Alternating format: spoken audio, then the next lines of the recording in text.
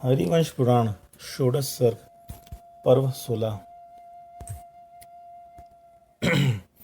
अतंतर श्री शीतलनाथ भगवान के पश्चात जब काल क्रम से 9 तीर्थंकर भरत क्षेत्र में जगत के जीवों को हितार्थ धर्म तीर्थ की प्रवृत्ति कर मोक्ष चले गए और 20वें तीर्थंकर स्वर्ग से अवतार लेने के सम्मुख हुए, तब इंद्र की आज्ञा ने कुबेर प्रतिदिन राजा सुमित्र के घर रत्नों की उत्कृष्ट धारा से भरने लगा। कदाचित कोमल सैया पर शयन करने वाली राधा पद्मावती ने रात्रि के अंतिम समय पे गज, वृषभ, सिंह, लक्ष्मी, पुष्पमाला, चंद्रमा, बाल, सूर्य, मत्स्य, कलश, कमल सरोवर, समुद्र, सिंहासन, देव विमान, नागेंद्र भवन, रत्न राशि और अग्नि, ये 16 स्वप्न देखे। उपमा रहित एवं दिव्य प्रभाव को धारण करने वाली 99 दिक् कुमारी देवियों के द्वारा सेवित जिन माता पद्मावती जब जाग कर फूलों के सैया पर बैठी, तब ऐसी सुशोभित हो रही थी मानो आकाश में ताराओं से घिरी हुई चंद्रमा की दिखाई हो। तदनंतर जिनके नेत्र, मुख, हाथ और पैर फूले हुए कमल के समान थे, जो अनुराग से युक्त थी, हर्ष सहित थी और हाथ में सफेद कमल धारण करी थी, ऐसी रानी पद्मावती प्रातः काल के समय ऊंचे सिंहासन पर विराजमान राजा सुमित्र के पास गई। सो ऐसी जान पड़ती थी मानो अनेक कमलों से सुशोभित लालिमा युक्त स्थान कमलनी ही उद्याचल पर स्थित सुमित्र सूर्य के पास जा रही हो, जो नाना प्रकार के वस्त्र रूपी जल से युक्त थी। अत्यधिक रुंझुन करने वाले अतिशय सुंदर नुपुरों की झनकार रूपी पक्षियों की कल कल ध्वनि से मनोहर थी, मछलियों के समान नेत्रों से सहित थी और त्रिवली रूप तरंगों से सुशोभित थी। ऐसी वह स्त्री रूपी नदी राजा सुमित्र रूप समुद्र के पास गई। यह उचित था। उस समय मणिमय आभूषणों को धारण करने वाली रानी पद्मावती चलती फिरती कल्पतरा के समान जान पड़ती थी, क्योंकि जिस प्रकार कल्पता गुच्छों से बाहर से नम्रीभूत होती, उसी प्रकार अंग यष्टि से स्थूल स्तन रूपी गुच्छों से नम्रीभूत थी। जिस प्रकार कल्पता लाल लाल पलवों से युक्त होती, उसी प्रकार वह भी लाल लाल हत्तियों से युक्त थी, और जिस प्रकार कल्पता कोमल शाखाओं से युक्त होती, उसी प्रकार वह भी कोमल भुजाओं से युक्त थी। इस प्रकार रानी पद्मावती रूपी कल्पता ने राजा सुमित्र रूपी कल्पवृक्ष को नमस्कार किया। पास में ही उत्तम आसन पर बैठी रानी पद्मावती ने जब राजा से स्वप्नावली का फल पूछा, तो उन्होंने हर्षित होते हुए कहा कि हम दोनों शीघ्र ही तीनों जगत के स्वामी जिनेंद्र भगवान के माता पिता होंगे। इसी प्रकार राजा रूपी सूर्य की वचन किरणों से स्पर्श को प्राप्त रानी पद्मावती के शरीर में हर्षातिरेक से रोमांच निकल आए और वह फूली हुई कमलनी के समान सुशोभित होने लगी। वह पहले जिस स्त्री प्रिया को निष्कृष्ट समझती थी, अब उसे ही तीर्थंकर की माता होने के कारण श्रेष्ठ समझने लगी। जिन्हें हजारों देवों के समूह दूर से ही नमस्कार करते हैं, ऐसे भगवान मुनि श्रीवत के सहस्त्रार नामक उत्कृष्ट स्वर्ग से अवतीर्ण होकर माता पद्मावती के विशुद्ध गर्भगृह में 9 माह 8.5 दिन निवास किया।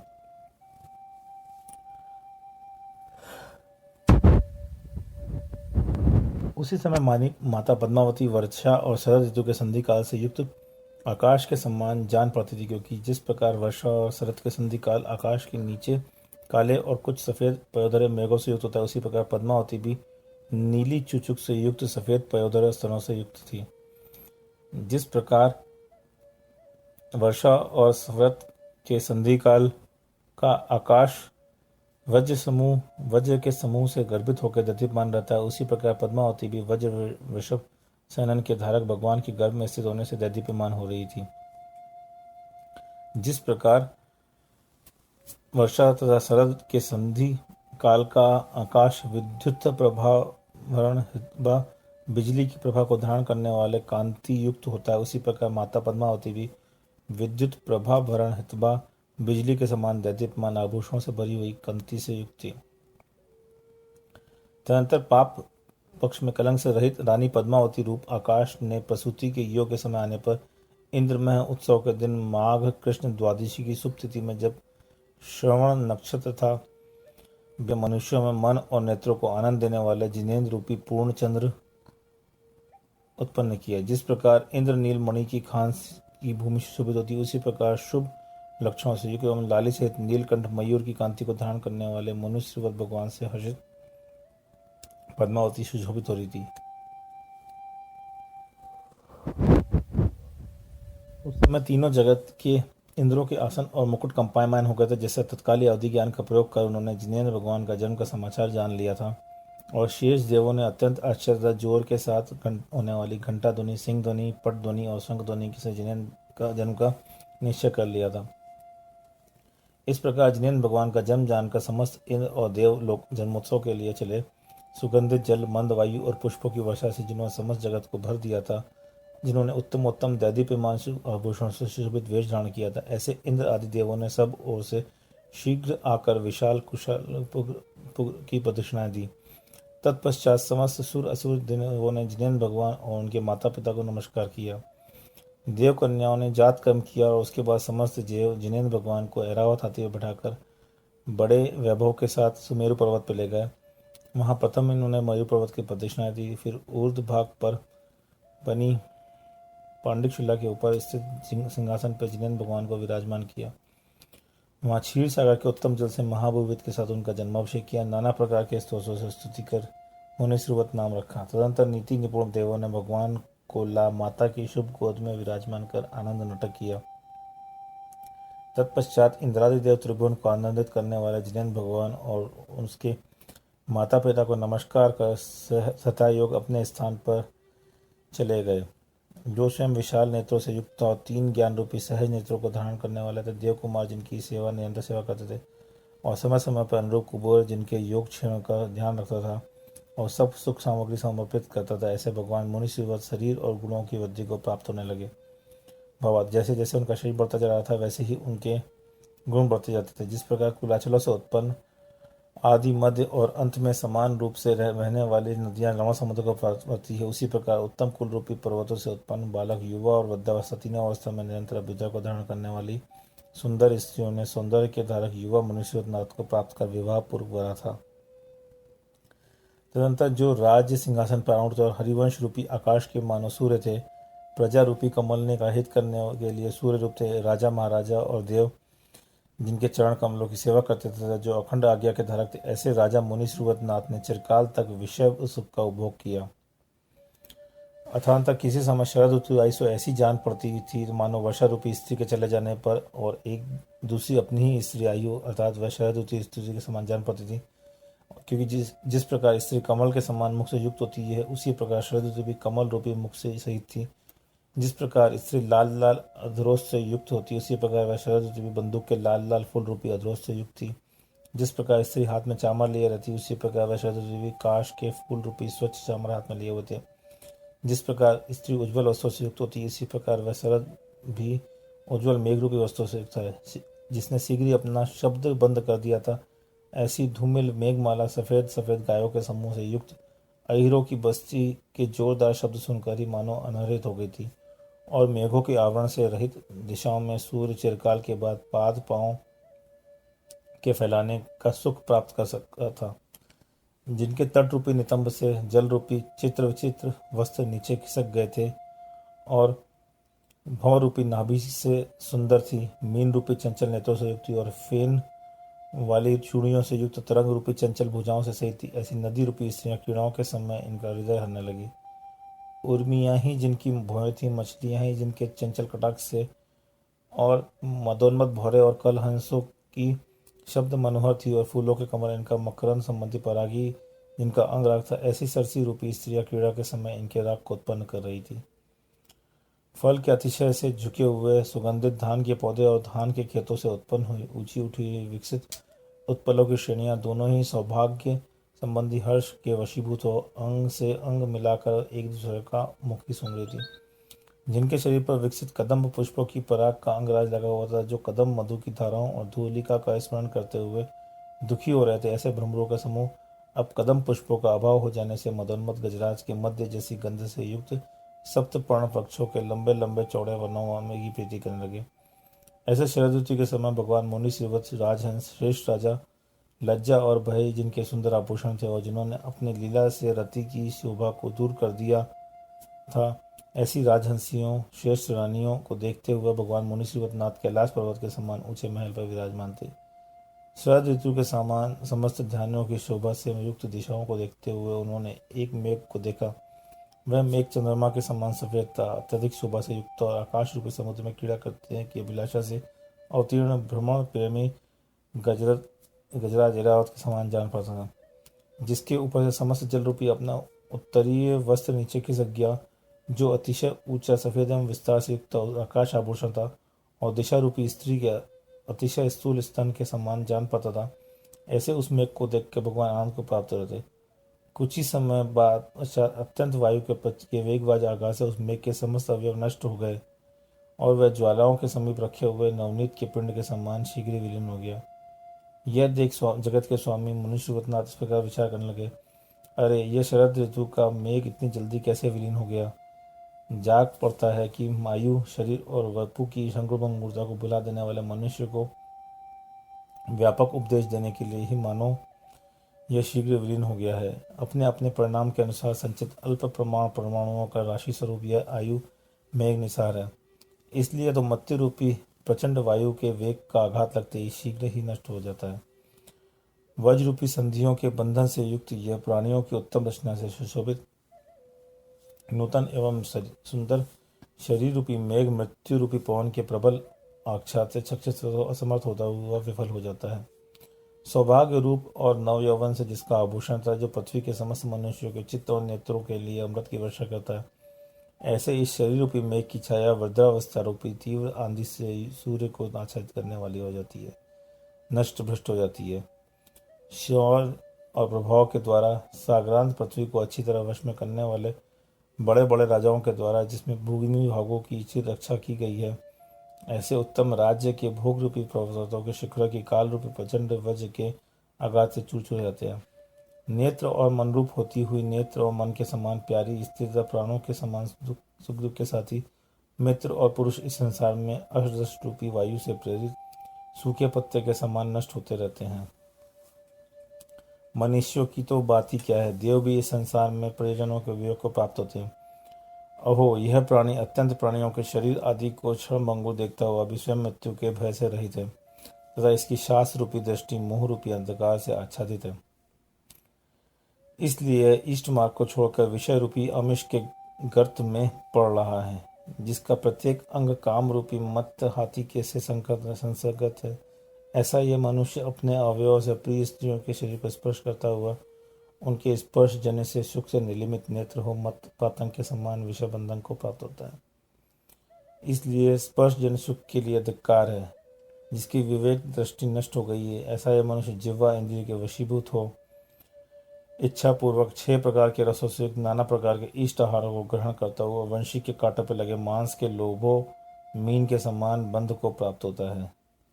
जिस प्रकार निर्बुद्धि ब्राह्मण विष पुष्प की गंध को सूंघकर दुष्पाक से युक्त मरण को प्राप्त होता है, उसी प्रकार जंगा बल के कारण ही मानो तृप्ति के मार्ग को उल्लंघन करने वाला यह मनुष्य घ्राणेंद्रों को अच्छे लगने वाले सुगंधित पदार्थों की सुगंधि को सूंघकर अंधा होता हुआ दुष्परिणाम से युक्त पाप को बंध को प्राप्त होता है।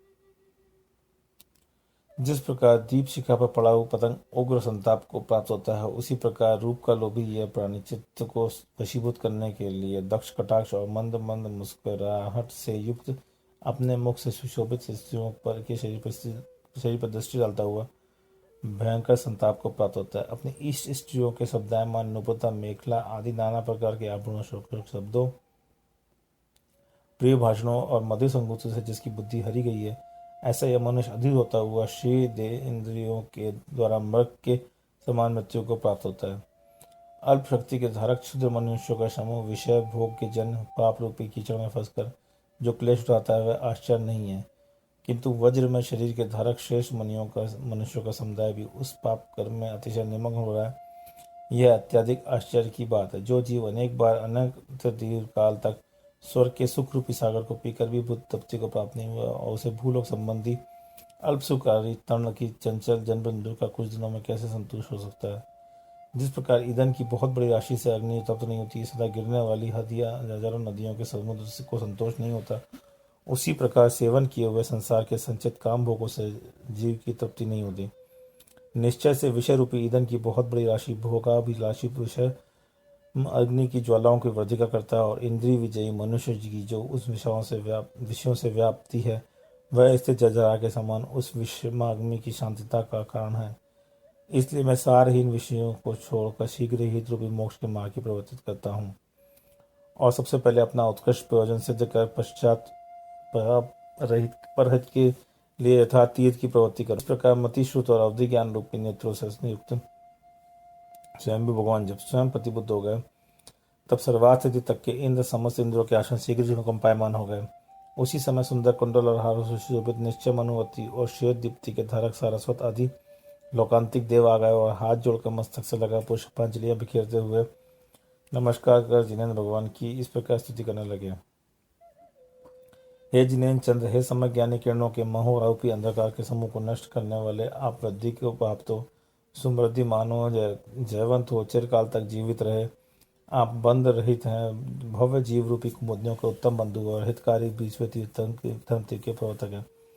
हे त्रिलोकनाथ, आप उस धर्म तीर्थ की प्रवृत्ति करें जिससे संसार के तीव्र दुख रूपी अग्नि से संतप्त प्राणी स्नान कर समस्त मोह रूपी मल को छोड़कर और शीघ्र ही आनंददायी उत्तम शिवालय को प्राप्त हो जाए। भगवान चरित्र मोह करके परोमोक्षम उत्कृष्ट क्षयोपशम से स्वयं ही प्रतिबोध को प्राप्त हो गए थे, इसलिए उन्हें उन उक्त प्रकार के संबोधते हुए लौकांतिक देवों ने अन्य कुछ नहीं कहा सो ठीक किए, क्योंकि योग्य मनुष्य अपने नियोग की पूर्ति में कभी पुनरुक्त दोष को प्राप्त नहीं होते। उसी समय नाना विषयों के समूह से आकाश को आच्छादित करते हुए सौधर्म आदि चारों निकाय के देव आ पहुंचे। उन्होंने सुगंधित जल से भगवान का अभिषेक किया और आश्चर्य उत्पन्न करने वाले उत्तम उत्तम आभूषण आदि से उन्हें अलंकृत किया। भगवान सूरतनाथ ने अपने प्रभावती स्त्री के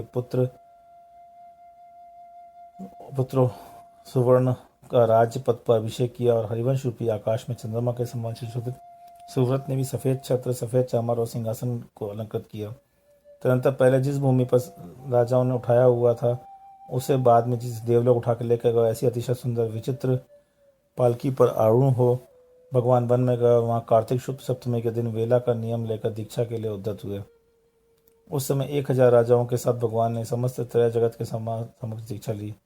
उन्होंने अपने सिर से केश उखाड़ के फेंक दिए और इंद्र ने उनके केशों को पटार में रख के विद्युतपूर्वक क्षीर समुद्र में छेद दिया। इस प्रकार देव भगवान का निष्क्रमण कल्याण तथा उनकी पूजा कर यथार्थ स्थान चले गए और भगवान भी चारों ज्ञानों तथा 1000 अनुगामी राजाओं से उस समय सुशोभित रहते, जैसे इस प्रकार 1000 किरणों से सूर्य सुशोभित होता है। वेला का उपवास धारण करने वाले भगवान जब आगामी दिन आहार की विधि को प्रकट करने के लिए कुशाग्रपुरी में अवतरित हुए, तब वृषभदत्त नाम से प्रसिद्ध पुरुष ने उन्हें विधि पूर्वक खीर का आहार दिया। उस समय मर्यादा को जानने वाले भगवान मुनि सूर्य रूपी सूर्य ने अपने तीर्थ में निर्दोष चारित्र के धारक मुनियों के योग्य आहार की विधि प्रवृत्ति की, जो स्वाधीन थी, बाधा से रहित थी और खड़े होकर जिसमें भोजन करना पड़ता था, जिसमें पानी पात्र में भोजन होता था और दानपति जिसमें विधि पूर्वक भोजन प्रदान करता था। आश्चर्य की बात है कि उस समय शुद्धि के सहित वृषभदत्त ने मुनिराज के हाथ में जो खीर दी थी, उससे बाकी बची इस खीर को हजारों की संख्याओं में अन्य मुनियों ने खाया तथा घर के अन्य लोगों ने भी बार बार ग्रहण किया, फिर भी वह समाप्ति को प्राप्त नहीं हुई। तदनंतर विशाल शब्द करते हुए देव धुंदुभी बजने लग गए। धन्य धन्य के शब्द से समस्त आकाश को व्याप्त कर दिया।